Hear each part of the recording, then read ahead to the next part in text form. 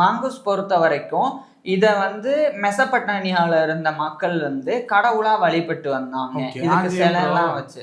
அது ஏன்னா மங்கூஸ் கருநாக பாம்புகளை கூட ஈஸியா இது பண்ணிரும், கொன்னு வேட்டையாடிரும். அந்த காலத்துல எல்லாம் நான் பல முறை பாம்புகள் சீரீஸ் எல்லாம் பார்க்கும்போது சொல்லியிருக்கேன்.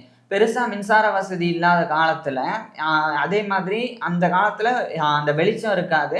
பிளஸ் இன்னொன்னு என்னன்னா வீடுகளும் தள்ளி தள்ளி இருக்கும், அதிக மரங்கள்லாம் இருக்கும். அப்ப பாம்பு தொல்லை ஜாஸ்தி இருக்கும். மனுஷங்க நிறைய பேர் பாம்பு கடிப்பட்டு இறந்து போனாங்க. ஆனா இந்த கீரியை வளர்த்தா அந்த தொல்லையே இருக்காது. கீரி பாம்புகளை அந்த மோப்ப சக்தினாலேயே கண்டுபிடிச்சு வேட்டையாடிடும்.